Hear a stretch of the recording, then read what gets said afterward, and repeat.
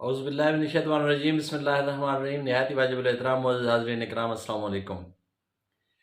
हकीम एजाज अहमद साजिद सिवागिया दवाखाना से हाजिर खिदमत हूँ। सबसे पहले आप लोगों से रिक्वेस्ट है कि मेरे चैनल को सब्सक्राइब कीजिएगा, बेल आइकन प्रेस कीजिएगा और लाइक और शेयर भी ज़रूर कर दीजिएगा।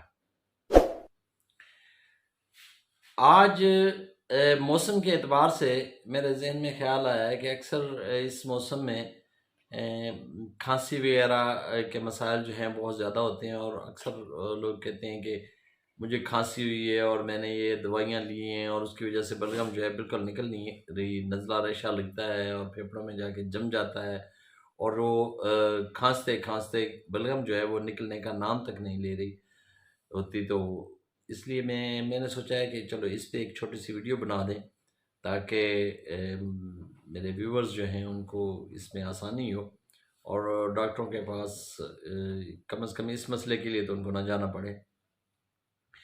तो ऐसी बलगम जो ऐसी खांसी जो मतलब लंग्स में, चेस्ट में बलगम तो हो लेकिन वो कड़ी हुई हो, पकी हुई हो और खांसते खांसते मतलब बड़ी मुश्किल से थोड़ी सी निकले और वो बलगम ना निकल सके। तो इसमें एक तो ये खतरा होता है कि वो खांसते खांसते लंग्स में जो है ना इन्फेक्शन होने का खतरा होता है, इन्फेक्शन हो जाती है और नालियों में स्वेलिंग सी हो जाती है, सोजिश हो जाती है और उसकी वजह से फिर टेम्परेचर हो जाता है और फिर बड़े मसाइल क्रिएट होते हैं और डॉक्टर्स के पास जाते हैं, वो एंटीबायोटिक्स देते हैं, स्टीरॉइड्स देते हैं और उस वक्ती तौर पे तो बंदा मतलब ठीक तो हो जाता है लेकिन उनके साइड इफ़ेक्ट्स जो होते हैं वो फिर वो एक मसला बन जाते हैं। एंटीबायोटिक से बंदों के पेट ख़राब हो जाते हैं, हाजमे का मसला हो जाता है, डाइजेस्टिव सिस्टम पूरे का पूरा डिस्टर्ब हो जाता है।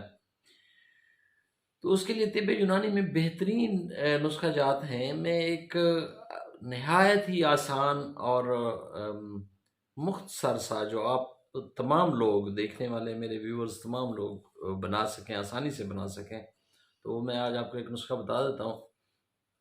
उसके खाने से बलगम जो है लंग्स में जितनी भी बलगम होती है वो आसानी से एक्सपेक्टोरेंट हो जाती है, निकल जाती है।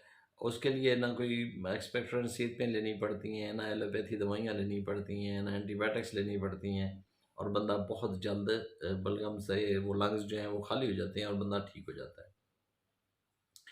तो उसके लिए एक छोटा सा नुस्खा है। हमारे इलाके में एक बूटी है, चरचटा भी बोलते हैं उसको और पुट कंडा भी बोलते हैं। उसके बैज़ी शक्ल के होते हैं, पत्ते होते हैं और दरमियान में एक बारीक पतला सा सिट्टा निकलता है जिसके ऊपर कांटे होते हैं और वो उल्टे होते हैं। पुट कंडा उसका नाम भी इसीलिए रखा गया है, उसके कांटे जो होते हैं वो उल्टे होते हैं, पीछे की तरफ होते हैं और अक्सर बंदा उनके साथ से गुजरे तो वो चिमट जाते हैं बंदे के साथ। या उसकी अफजाइश नस्ल भी ऐसे ही होती है कि अक्सर भेड़ बकरियां या मतलब मुख्तलिफ़ किस्म के जानवर उनके करीब से गुजरते हैं तो उनके बीज जो होते हैं उनके साथ चिमट जाते हैं और वो कहीं जाके अगर वो झटकते हैं जिस्म को या वैसे ही कहीं जाते हैं तो वो गिरते हैं तो फिर उनसे वो नए पौधे उगाते हैं। ये एक जड़ी बूटी है, खुदरा बूटी है और इसको फुटकंडा कहते हैं। ये सड़क के किनारे अक्सर होती है, नाले या नहरें जो होती हैं उनके किनारों पे अक्सर होती है। तकरीबन इसका 3 से 4 फुट तक, 3 फुट तकरीबन, 2.5-3 फुट से लेकर 3.5-4 फुट तक भी कोई ना कोई इसका बूटा जो है वो हो जाता है। तो वो जड़ समेत उसको उखाड़ लें और उसको धो के साए में खुश्क करके तवे पे रख के उसके ऊपर कोई बर्तन रख दें और नीचे आग लगा दें। तो वो तवे पे जो है वो खुश्क हुआ जो पुटकंडा है वो जलना शुरू हो जाएगा। पहले मतलब थोड़ी बहुत गीला जो होता है वो खुश्क होता है और फिर जलना शुरू हो जाता है। तो उसको तवे पे रख के जला देना है, ठीक है? और उसकी राख जो राख बन जाए, जब वो जल जाए तो वो महफूज कर लेनी है, ठीक है? रख के उसको बारीक खरल कर लेना है बल्कि, और खरल करके महफूज कर लेनी है। उसका सफ़ूफ जो है वो 100 मिलीग्राम, 125 मिलीग्राम अगर हो तो काफ़ी है। 125 मिलीग्राम उसका सफ़ूफ और फिलफिल दराज, ये फिलफिल स्याह काली मिर्च को कहते हैं, और फिलफिल दराज ये थोड़ी लंबी होती है, और इसको मग्घा भी कहते हैं। ठीक है ना, इनको मग्घा भी कहते हैं। ये लंबी मिर्च कह सकते हैं आप इसको। अ, ये होती हुई काली मिर्च की तरह है, लेकिन ये लंबी होती है और उसके ऊपर छोटे छोटे दाने होते हैं, तो इसको फिलफिल दराज कहते हैं। वैसे पंसारी से आसानी से अगर आप कहें कि हमें फिलफिल दराज चाहिए या मग्घा चाहिए, तो वो आपको दे देंगे, और ये सस्ती सी दवाई है। इसको ग्राइंड कर लें। वो पुटकंडा की राख 125 मिलीग्राम, पुटकंडा की राख 125 मिलीग्राम जो है वो ये मग्घा जो है या फिलफिल दराज है, इसका सफ़ूफ, और तकरीबन छोटा चम्मच शहद का, ये मिक्स करके एक टाइम आप खा लें। दिन में इसी तरह 3 खुराकें लेनी हैं।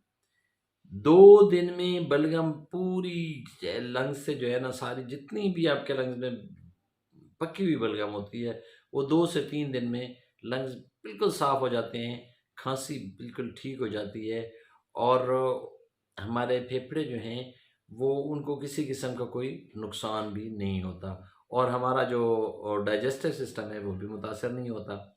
तो ये बहुत आसानी से, हत्ता कि जो दमे की बलगम, दमे में जब नालियों में बलगम की तह जम जाती है, खुश्क हो जाती है, उसको भी ये निकाल देती है। तो ये ज़बरदस्त नुस्खा है, और इससे बंदा बआसानी इस बीमारी से छुटकारा हासिल कर सकता है। तो आज मेरे ज़हन में, आज चूँकि 2-3 दिन से इस तरह के पेशेंट्स आ रहे थे, तो मैंने सोचा क्यों ना अपने व्यूअर्स को एक आसान सा नुस्खा बता दूं, जिससे ये खांसी की मुसीबत से, या ये पकी हुई बलगम जो है, इसको निकालने के लिए उनको पता चल जाए। तो ये आप ख़ुद भी तैयार करें, ये वीडियो को शेयर करें, ताकि ज़्यादा से ज़्यादा लोग इससे मुस्तफ़ीद हो सकें। तो अगली वीडियो तक इजाज़त चाहूँगा। अल्लाह हाफ़िज़। अस्सलामु अलैकुम।